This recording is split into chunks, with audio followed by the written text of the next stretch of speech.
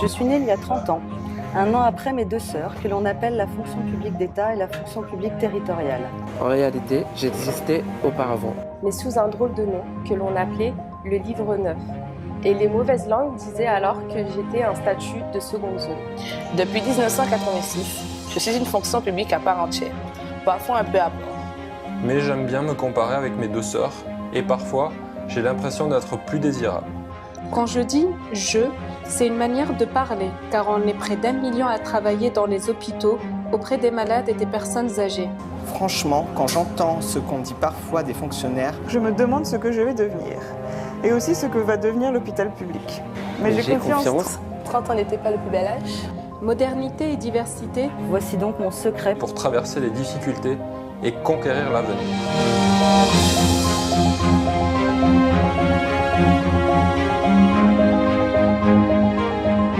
Donc quand je suis arrivée à René-Muret, j'avais déjà eu mon diplôme d'aide-soignant. Ça faisait 6 mois que j'étais diplômée. Je suis dans une unité de long séjour, soit de longue durée. Donc moi, j'aime bien travailler en biologie 3e, donc en unité de long séjour. Parce que les patients, on les voit, on est habitué avec eux, on les accompagne dans la vie de tous les jours. En fait, je me plais dans la gériatrie, on va dire. Je suis un enfant de l'assistance publique puisque j'ai fait mes études à l'Institut de formation de technicien de laboratoire biomédical à la Pitié-Salpêtrière. J'ai fait le choix de travailler dans la fonction publique hospitalière pour sa diversité et toutes les spécificités que l'on peut retrouver à l'hôpital. Donc surtout sur les plateaux médico-techniques. Je suis Émilie Lebé, je suis directrice d'hôpital et actuellement j'occupe les fonctions de directrice des ressources humaines du groupe hospitalier Paris-Seine-Saint-Denis, c'est-à-dire les hôpitaux Avicenne, Jean Verdier et René-Muret. J'ai passé le concours de directeur d'hôpital en 2007. Mon premier poste à la sortie de l'école, ça a été directrice du pôle gérontologie et pédopsychiatrie à l'hôpital de Chartres. Et après avoir occupé ces fonctions concentrées principalement sur la gestion de projet, j'ai eu envie d'aller sur une direction régalienne et donc de devenir directrice des ressources humaines. Donc j'ai eu cette opportunité à la PHP d'intégrer le groupe hospitalier du 93. Je m'appelle Teddy Gabali, j'ai 25 ans et je travaille comme agent polyvalent à l'hôpital René-Muret. Avant de rentrer, j'avais un diplôme, j'étais CAP cuisine. Alors, je m'appelle Christiane, j'ai 27 ans, je suis manipulatrice en électroradiologie médicale. Je suis sortie directement de l'école Manip, donc c'est vraiment mon premier emploi. Je suis Arnaud, j'ai 30 ans et je suis contrôleur de gestion en ressources humaines sur le groupe hospitalier Paris-Seine-Saint-Denis. J'ai fait des études de droit, des études juridiques, j'ai terminé par un Master 2 en droit de la santé. Et en fait, j'ai toujours voulu travailler à l'hôpital et j'ai eu l'opportunité de rejoindre la PHP, donc j'ai sauté dessus. Je suis assistante de régulation médicale au SAMU Centre 15 de la Seine-Saint-Denis. On est dans le centre de réception des appels, donc le Centre 15. Je suis ici depuis 2 ans. Auparavant, j'étais dans le privé, dans un hôpital également où je faisais de la régulation hospitalière. Je suis Lamia Seba, je suis cadre de santé à l'hôpital Avicenne. Je suis responsable de l'unité de chirurgie ambulatoire et l'unité d'endoscopie digestive. Le choix de travailler à la fonction publique hospitalière remonte finalement en 2002 quand j'ai intégré l'école d'infirmière où effectivement j'ai eu la chance de pouvoir bénéficier d'un contrat d'allocation études moyennant lequel la PHP donc me finançait mes études d'infirmière en contrepartie de mon engagement auprès d'elle et je dirais que depuis je ne l'ai jamais quitté. Moi j'aime l'hôpital parce que c'est un milieu qui est très varié, avec plein de métiers. En fait, c'est des sortes de mini-villes où vous pouvez rencontrer autant des personnels techniques, ouvriers, administratifs, soignants, du personnel médical aussi. C'est un milieu où il y a énormément de projets. Donc c'est un milieu qui est assez dynamique et c'est ce qui me plaît. J'ai fait tous mes stages à l'assistance publique. Donc ce que j'avais bien aimé, c'est aussi ce côté social avec les patients où on a le temps de les écouter, de faire un petit peu aussi de psychologie. Et aussi pour voir plusieurs cas dans les pathologies. C'est plus bénéfique dans ma formation. L'assistance publique, c'est aussi la sécurité de l'emploi.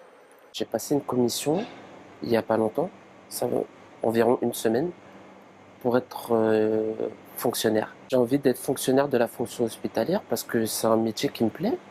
Donc voilà, je me lève chaque jour, je suis heureux de venir ici, d'aider les patients, de leur faire des bons petits plats. Je suis peut-être pas médecin, mais si je peux les aider d'une façon différente, ça me plaît.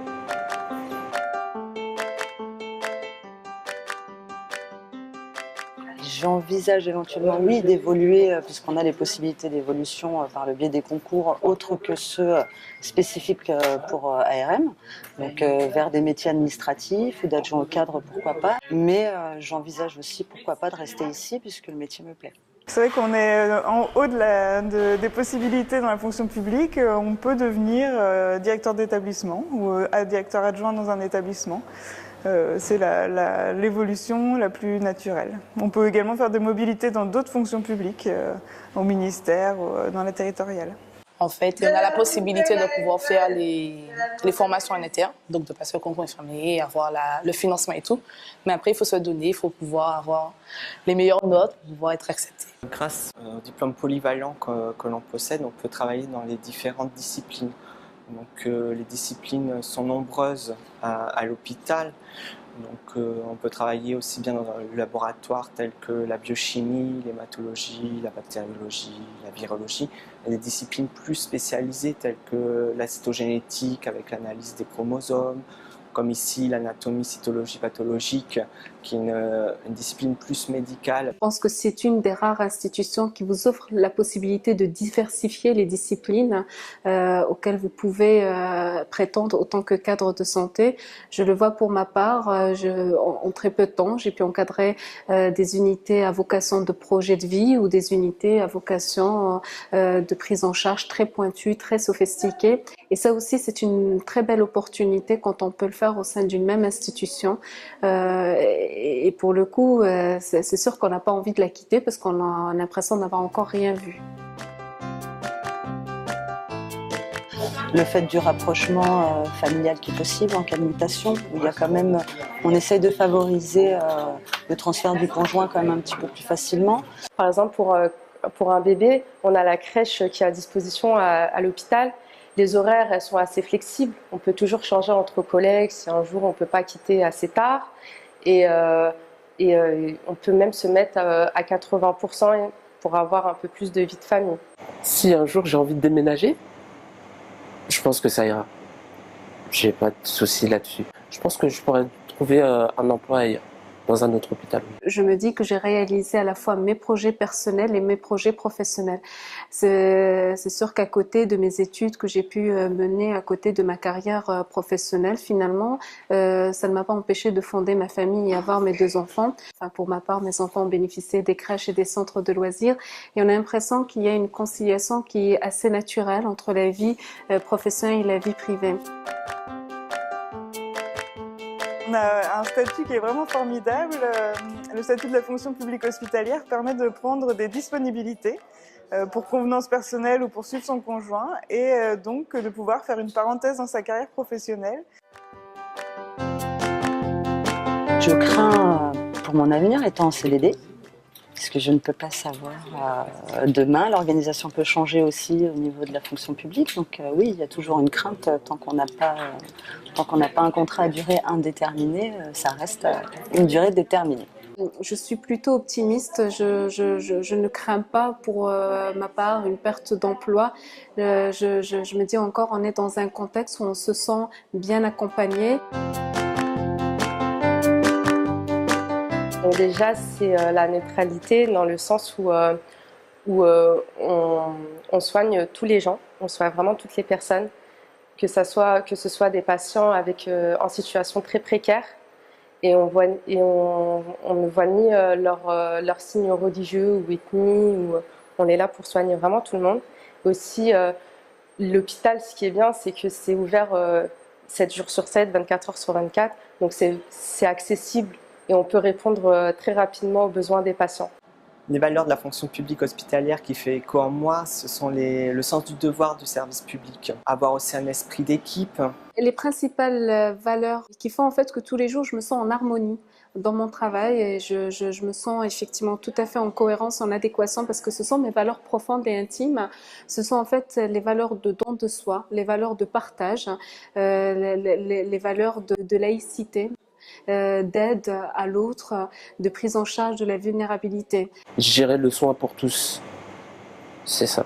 Le corollaire de l'égalité pour les patients du service public hospitalier, pour la fonction publique hospitalière, c'est l'égalité des professionnels et donc que tout un chacun ait la possibilité de devenir fonctionnaire via le concours. C'est une valeur forte pour nous. Nous considérons effectivement chaque agent comme étant une personne à part entière et c'est dans ce processus managérial que nous souhaitons effectivement continuer à intégrer la diversité. Chacun d'entre nous peut trouver sa place. L'hôpital est vraiment la vitrine de la société. Toutes les problématiques qu'on rencontre s'y répercutent. Les problématiques sociales, les problématiques économiques, tout ça arrive directement à l'hôpital. Et donc, on est moderne dans ce sens-là. La modernité s'inscrit aussi dans l'acquisition, comme j'ai pu le citer, par exemple de nouveaux bâtiments, de nouveaux blocs opératoires, des nouveaux matériels d'imagerie. Si elle n'a pas su se moderniser, je pense qu'elle ne serait pas encore là. Et nous ne l'incarnerons pas encore comme nous le faisons aujourd'hui avec toute cette nouvelle génération qui arrive. Dans 10 ans, je souhaite poursuivre mes projets de management pour intégrer l'administration hospitalière. J'espère que des passerelles seront clarifiées pour permettre de valoriser l'expérience professionnelle. Toujours à l'hôpital déjà, puis je ne doute pas que ce sera toujours un milieu qui continuera d'évoluer pour le bien-être du patient. En 10 ans, je me vois ici m'être ouvrier. Dans 10 ans, être une manip déjà plus performante. Et j'aimerais bien aussi donner tout mon savoir aux nouveaux manips qui vont arriver. Je suis une personne qui aime les challenges, donc je peux être amenée à rester ici pour divers projets ou éventuellement, si l'occasion se présente, pouvoir bouger. Parce que l'avantage de la fonction publique, c'est quand même qu'on peut quand même bouger sur beaucoup d'endroits. Je me vois toujours dans cette institution. Je me vois porter ces projets, défendre ces valeurs, probablement dans des fonctions effectivement d'encadrement supérieur, orientées vers l'enseignement et la recherche. Et dans une seule perspective, c'est de développer la filière paramédicale sur le plan de la recherche. Elle a un avantage concurrentiel qui est indéniable, ce sont ses valeurs, qu'aucune autre institution ne pourra incarner. Et donc pour moi, dans 10 ans, elle sera encore plus forte, plus réactionnelle, plus efficiente et toujours fidèle à ses valeurs. Je pense effectivement que tous les efforts que nous faisons aujourd'hui ne font qu'assurer sa pérennité et sa place dans notre société. Et si on se donnait rendez-vous? Et si on se donnait rendez-vous? Si on se donnait rendez-vous Et si on se donnait rendez-vous dans 10 ans? Et si on se donnait rendez-vous dans 10 ans?